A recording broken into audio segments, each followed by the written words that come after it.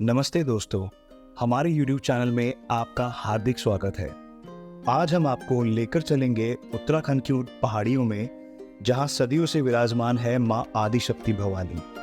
ऋषिकेश से 30 किलोमीटर दूर जहां से दिखाई देती है गढ़वाल और टिहरी की सुंदर पहाड़ियां, और इन्हीं पहाड़ियों में विराजमान है एक बहुत ही प्राचीन सिद्ध शक्ति पीठ जो कि बहुत ही पूजनीय है।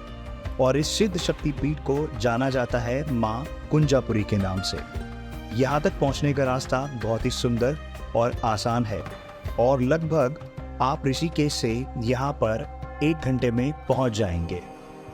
इस वीडियो को शुरू करने से पहले मैं आपको एक कहानी बताना चाहता हूँ ताकि आप सब लोगों को समझ आ जाए कि शक्तिपीठ क्या होते हैं और ये कैसे बने। वीडियो फुटेज कम होने के कारण ये वीडियो मैं आपको थोड़ा अलग तरीके से दिखाऊंगा। स्कंद पुराण के अनुसार राजा दक्ष की 27 पुत्रियों का विवाह चंद्रदेव के साथ हुआ और उनकी एक पुत्री जिनका नाम था सती, उनका विवाह भगवान शिव के साथ हुआ। त्रेता युग में असुरों के परास्त होने के बाद दक्ष को सभी देवी देवताओं का प्रजापति चुना गया। सती का विवाह भगवान शिव के साथ जब हुआ तो उसके बाद में उन्होंने अपने महल में एक बहुत बड़ा यज्ञ आयोजित किया जिसमें उन्होंने सभी देवी देवताओं को आमंत्रित किया, लेकिन उन्होंने भगवान शिव को आमंत्रित नहीं किया, जिस प्रकार से भगवान शिव थोड़ा नाराज हुए और सती ने उनसे उस यज्ञ में चलने के लिए काफ़ी जिद की। भगवान शिव ने कहा कि तीनों लोकों का देवता और मालिक होने के नाते मैं बिना बुलाए उस हवन में नहीं जा सकता, लेकिन अगर आप जाना चाहते हो तो मैं आपको नहीं रोकूंगा। तो सती उस यज्ञ में शामिल होने के लिए तुरंत ही चल पड़ी और वहां पहुंचने के बाद में दक्ष प्रजापति ने उनको देखकर बहुत आश्चर्य किया। उन्होंने उनसे कहा कि मैंने तो तुम्हें इस यज्ञ में बुलाया भी नहीं था, तो फिर तुम अपने आप क्यों चली आई। और उन्होंने भगवान शिव के बारे में भी काफ़ी अपमानजनक शब्दों का प्रयोग किया। अपमानजनक शब्द सुनने के बाद देवी सती को बहुत बुरा लगा और उन्होंने ये सोचा कि अगर इतने अपमानजनक शब्द लेकर मैं अपने पति के पास वापस जाऊंगी तो उनको कैसा लगेगा। तो उन्होंने तभी के तभी ये सुनिश्चित किया कि अब मैं जिंदा ही नहीं रहूंगी। और उसके बाद में जिस हवन कुंड में वो यज्ञ हो रहा था उस हवन कुंड में कूदकर ही उन्होंने आत्मदाह कर लिया। भगवान शिव को जब ये बात पता चली तो भगवान शिव ने क्रोध में आकर तांडव किया और अपनी जटाओं से एक जटा को तोड़ा और उसे जमीन पर पटका। जमीन पर पटकने के बाद उसमें से एक बहुत ही शक्तिशाली गण प्रकट हुए जिनको वीरभद्र कहा जाता है। और वीरभद्र को भगवान शिव ने ये आज्ञा दी कि जो भी तुम्हारे रास्ते में आए उसका सर्वनाश कर देना, चाहे वो देवता हो, गंधर्व हो, किन्नर हो या कोई और हो, और दक्ष का सर धड़ से अलग कर देना। ये आज्ञा पाते ही वीरभद्र वहां से तुरंत रवाना हो गए और उस जगह पर पहुंचकर उन्होंने बहुत ही ज़्यादा आक्रामक रूप से वार करना शुरू किया। उनके आक्रामक बर्ताव को देखकर वहां से सारे देवी देवता तुरंत ही चले गए और राजा दक्ष का उन्होंने सर धड़ से अलग कर दिया। लेकिन दक्ष की गर्दन कटने के बाद में ये सभी लोगों को महसूस हुआ कि ये यज्ञ अब पूर्ण कैसे होगा। और उसके बाद में दक्ष के सर पर एक भेड़ का सर रखकर उनके शरीर को वापस से जिंदा किया गया ताकि यज्ञ पूरा हो सके। भगवान शिव ने हवन कुंड से सती के शरीर को बाहर निकाला और शोकमग्न और क्रोधित होकर वर्षों तक उसे अपने कंधों पर ढोते रहे और सारे संसार में विचरण करते रहे। इस असामान्य घटना पर विचार विमर्श करने सभी देवतागण एकत्रित हुए, क्योंकि वे जानते थे कि क्रोध में भगवान शिव समूची दुनिया को नष्ट कर सकते हैं। आखिरकार यह निर्णय लिया गया कि भगवान विष्णु अपने सुदर्शन चक्र का प्रयोग करके भगवान शिव के जाने बगैर भगवान विष्णु ने अपने सुदर्शन चक्र से सती के शरीर को 52 टुकड़ों में विभक्त कर दिया। धरती पर जहाँ कहीं भी सती के शरीर का टुकड़ा गिरा वह स्थान ही सिद्ध पीठों या शक्ति पीठों के रूप में जाना गया। उदाहरण के लिए हिमाचल प्रदेश की नैना देवी वह है जहाँ पर उनकी आंखें गिरी। सहारनपुर की शाकंभरी देवी वहाँ है जहाँ उनका शीश गिरा। ज्वाला देवी वह है जहाँ पर उनकी जीवा गिरी। सुरकंडा देवी वह है जहाँ पर उनकी गर्दन गिरी। और चंद्रबदनी देवी वह है जहाँ उनके शरीर का निचला हिस्सा गिरा था। ऊपरी शरीर के ऊपरी भाग यानी कुंजा उस स्थान पर गिरा जो आज कुंजापुरी के नाम से जाना जाता है। इसे शक्तिपीठों में गिना जाता है। यह मंदिर पहाड़ की सबसे ऊंची चोटी पर स्थित है और इस मंदिर में पहुंचने के लिए आपको लगभग 300 सीढ़ियां चढ़कर जानी पड़ेंगी। इस मंदिर का निर्माण 1 अक्टूबर 1989 से 25 फरवरी 1980 तक किया गया था। मंदिर के गर्भगृह में कोई प्रतिमा नहीं है, वहाँ एक गड्ढा है। कहा जाता है कि यह वही स्थान है जहाँ पर कुंजा गिरा था।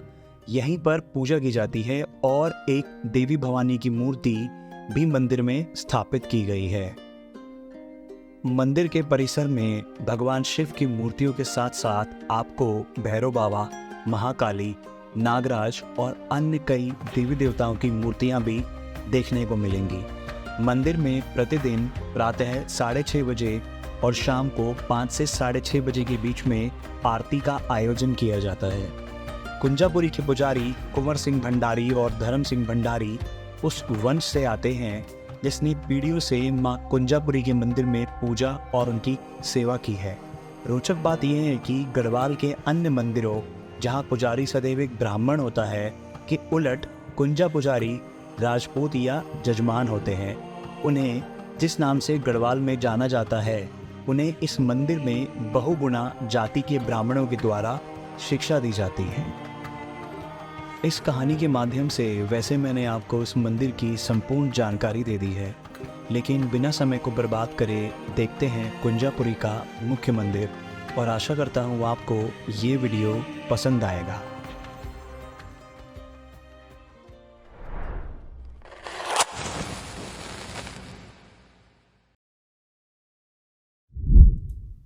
ऋषिकेश की खूबसूरत वादियों से निकलकर आप आ जाते हुए सुंदर रास्ते पे और ये रास्ता आपको लेकर जाता है सीधा कुंजापुरी धाम।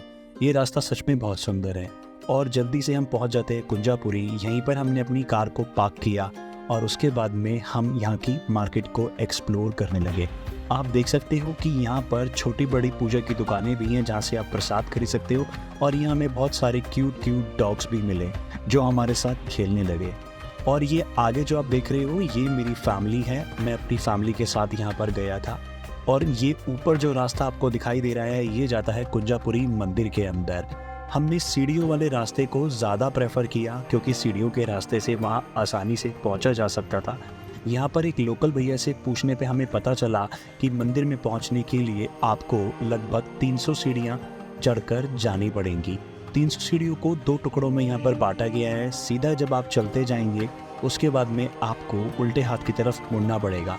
थोड़ा सा रास्ता प्लेन भी आता है। प्लेन रास्ते पर चलते चलते आपके सामने काफ़ी दुर्लभ दृश्य भी आते हैं। जब हम यहाँ चल रहे थे तो मेरी फैमिली वालों को थोड़ी सी थकावट भी हुई, इवन मैं भी थक गया था, लेकिन रास्ता बहुत सुंदर था। हम यहाँ चलते रहे और आगे पहुँचे तो हमें यहाँ कुछ और श्रद्धालु भी मिले जिनके साथ में हमने थोड़ी बातचीत की। यहाँ रुककर जब हमने इस घाटी को देखा तो यहाँ से दृश्य बहुत ही खूबसूरत था। आप जब आएंगे तो इस घाटी को सच में बहुत एंजॉय करेंगे। मौसम भी काफ़ी अच्छा था, एकदम सुहाना मौसम था, धूप बिल्कुल भी नहीं थी और वादी भी पूरी की पूरी बहुत सुंदर थी। लीजिए अब हम पहुँच गए हैं कुंजापुरी मुख्य मंदिर में। सामने जो मंदिर आप देख रहे हैं ये है कुंजापुरी माता का मुख्य मंदिर और इसी मंदिर के अंदर यहाँ पर लोग पूजा करते हैं। मन्नत पूरी करने के लिए लोग पेड़ पर अपनी चुंदरी भी बांधते हैं ताकि उनकी मनोकामना पूरी हो। यही वो मंदिर है जहाँ पर वो गड्ढा है जहाँ पर कुंजा गिरा था। अब हम बात करें कुंजा की गड्ढा के बराबर में एक माता की छोटी सी मूर्ति को भी स्थापित किया गया है। ये पूरा मंदिर बहुत सुंदर था और माता कुंजापुरी की मूर्ति के अलावा भी आपको यहाँ अन्य देवी देवताओं की प्रतिमाएं भी देखने को मिलेंगी। अब मैं आपको दिखाता हूँ यहाँ से पीछे का नज़ारा। ये देखिए, ये सीधी रोड जो आपको दिखाई दे रही है पहाड़ों के बीच से जो होकर जा रही है, ये रोड आपको सीधा गंगोत्री ले जाएगी। अगर आप गंगोत्री जाना चाहते हैं तो इसी रोड को पकड़ के सीधा गंगोत्री के लिए निकल सकते हैं। ये पूरी वादी भी बहुत खूबसूरत थी और दूर देखने पर हमें हल्के हल्के दूसरे पहाड़ दिखाई देने शुरू हुए। मार्च का महीना था जब हम यहाँ पर गए थे। धुंध होने की वजह से हमें प्रॉपर पहाड़ नहीं दिख रहे थे, लेकिन अगर आप ध्यान से देखोगे तो आपको सामने बर्फीले पहाड़ भी दिखाई देंगे। आशा करता हूँ ये वीडियो आपको पसंद आया होगा। वीडियो के अंदर जो चीज़ आपको सबसे अच्छी लगी वो कमेंट बॉक्स में हमें ज़रूर बताइए। वीडियो को ज़्यादा से ज़्यादा लोगों के साथ शेयर करिएगा और हमारे चैनल को सब्सक्राइब करना ना भूलें। बेल आइकन को भी ऑन कर लें ताकि आपको अगली वीडियो की जानकारी भी ज़रूर मिल जाए। मुलाकात होगी आपसे अगली वीडियो में, तब तक के लिए अपना ख्याल रखिएगा। नमस्कार।